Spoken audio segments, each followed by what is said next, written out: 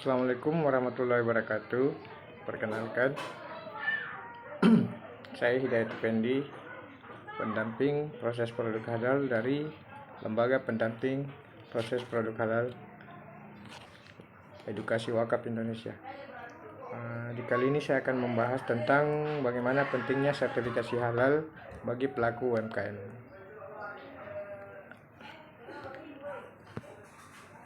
Terkait dengan itu, Undang-Undang Nomor 33 Tahun 2014 Pasal 4 yang dimana redaksinya mengatakan produk yang masuk dan beredar dan diperdagangkan wilayah Indonesia wajib bersertifikat halal.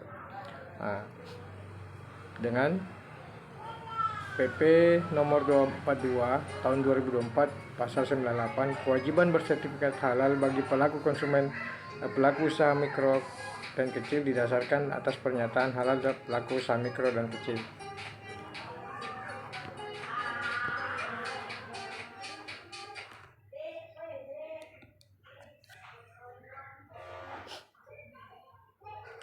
Ngapain sih repot-repot ngurus sertifikat halal? Jadi gini, sebenarnya lebih repot lagi bila harus menjelaskan dan meyakinkan ke semua pelanggan bahwa bahan baku dan proses pembuatan produk Anda itu halal dan belum tentu pelanggan yakin karena itu klaim sepihak dari Anda. Jadi makanya penting untuk pendampingan sertifikasi halal dibuktikan dengan adanya pendamping untuk mendampingi melakukan pengajuan sertifikasi halal untuk produk yang Bapak Ibu jalankan. Untuk lebih meyakinkan kepada pelanggan bahwa produk Anda memang layak untuk diperdagangkan karena sudah bersertifikasi halal. Karena kalau sudah bersertifikat halal, potensi market yang Ibu jalankan ini usahanya bisa berkembang dari konsep wirausaha itu berkembang bukan dari karena adanya pendapatan harian, tapi bagaimana usaha itu berkembang lebih maju. Karena di sini dilihat dari persentase 87,2% dari 229,6 juta jiwa penduduk di Indonesia itu mayoritas Muslim. Maka perlu produk Bapak Ibu di sertifikasi halal karena akan menguatkan potensi market ke depan, karena dengan adanya legalitas halal yang tercantum di produk Bapak Ibu.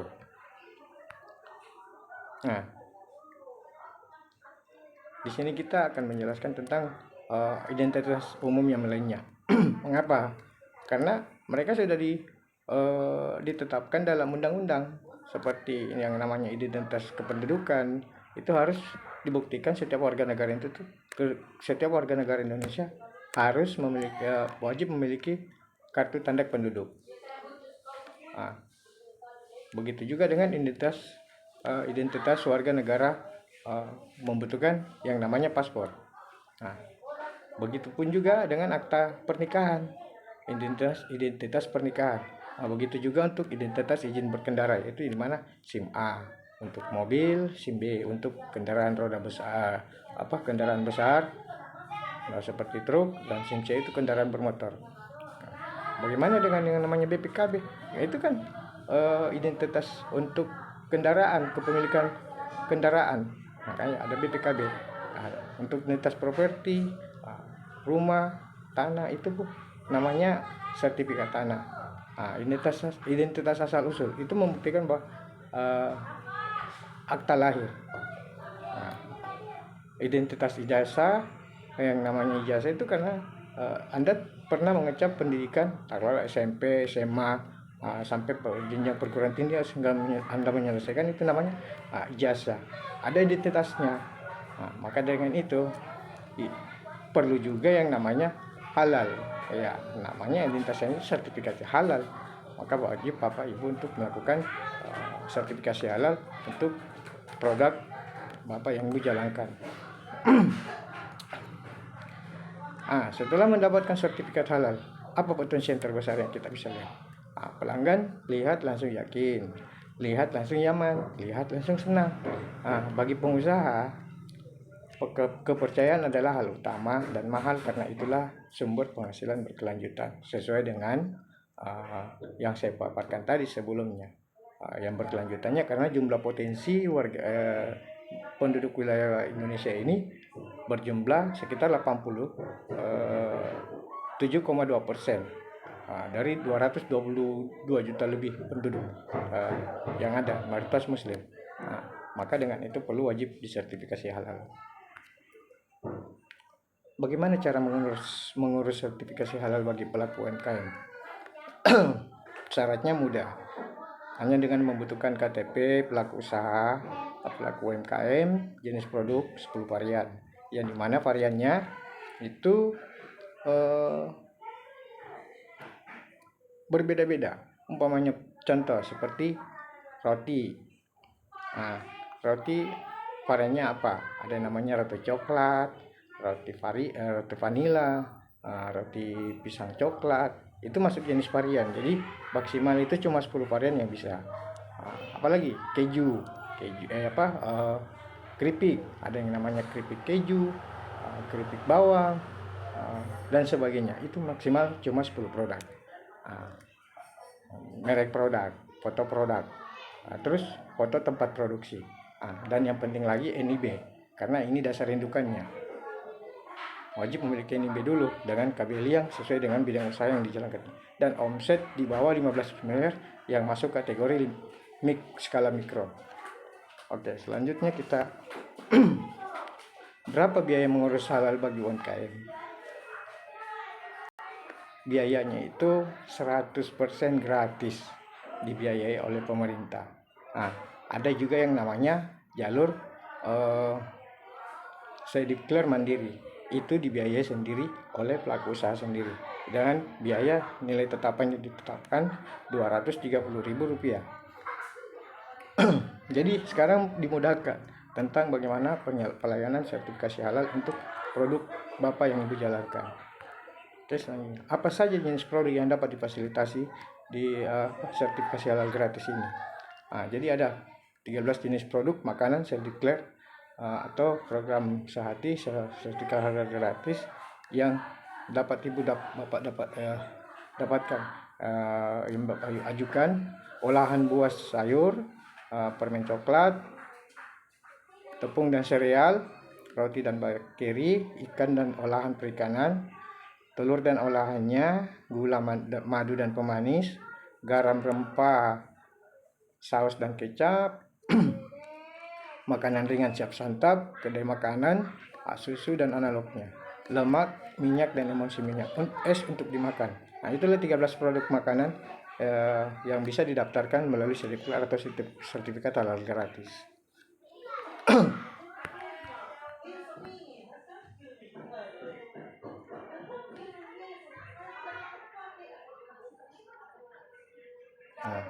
Berikut ini 6 jenis produk minuman yang bisa didaftarkan melalui sertifikat halal gratis atau saya declare, yang dimana itu antara lain aneka minuman ringan dan non soda, kopi, teh dan sari kacang, susu dan campuran susu, minuman tradisional dan jamu. Kayak di Makassar itu seperti namanya kayak saraba itu, atau yang di daerah Jawa seperti kayak wedang jahe apa segala. Itu produk jus buah dan sayuran, konsentrat buah dan sayuran. Itulah 6 jenis produk minuman saya declare yang bisa didaftarkan.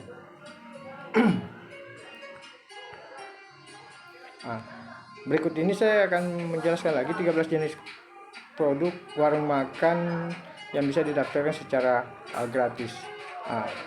Yang pertama apa? Warung makan Kasunda, warung makan ayam sapi, warung soto ayam sapi. Kalau di Makassar kayak coto, palu basah, sop kondro, itu bisa. Tapi tidak bisa melebihi dari 30 jenis produk.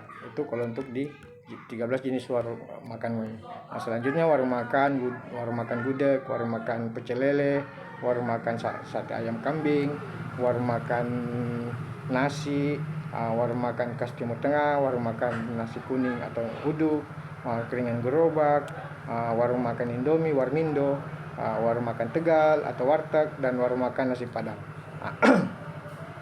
Nah, jadi itulah 13 jenis warung makan yang bisa didaftarkan melalui jalur sertifikat halal gratis atau self declare.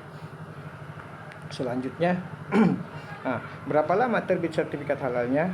Nah, itu sesuai dengan pengalaman yang saya pernah dampingi atau yang sudah sesuai dengan aturan yang berjalan. Masa durasi penerbitan sertifikat halal itu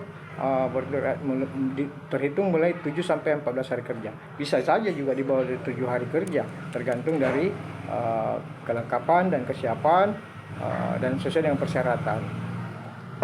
Oke, selanjutnya, apa risiko bila produk usaha Anda tidak memiliki sertifikat halal? Jadi gini, dampaknya bisa berdampak kepada penurunan apabila ada pelanggan kompetitor memviralkan bahwa produk usaha Anda tidak bersertifikat halal. Apakah akibatnya bagi usaha Anda? Atau tentu saja mempengaruhi animo pelanggan untuk membeli. Nah, karena tidak memenuhi kriteria yang sudah ditetapkan. Nah, itu akan membuat nilai kepercayaan kepada masyarakat akan hilang. Selanjutnya, di sini kami P3H dari EWI siap mendampingi proses sertifikat halal produk Bapak secara gratis. Nanti saya akan kirimkan nomor kontak saya juga di link dashboard saya untuk menghubunginya, dan siap untuk membantu mendampingi proses sertifikasi halal produk Bapak Ibu yang jalankan. Ayo Bu, Pak, lanjutkan untuk bagaimana bisa berkembang usahanya. Bagi saya, prinsip berusaha itu sebenarnya bukan cuma untuk mendapatkan acuan dalam bentuk harian apa yang kita bisa dapatkan, tapi bagaimana berkembang itu bisa lebih maju. Contohnya satu outlet bisa berkembang ke outlet selanjutnya. Itulah pemaparan saya tentang bagaimana sertifikat halal itu penting bagi pelaku usaha UMKM. Sekian dan terima kasih. Assalamualaikum warahmatullahi wabarakatuh. Wabillahi taufiq wal hidayah. Assalamualaikum warahmatullahi wabarakatuh.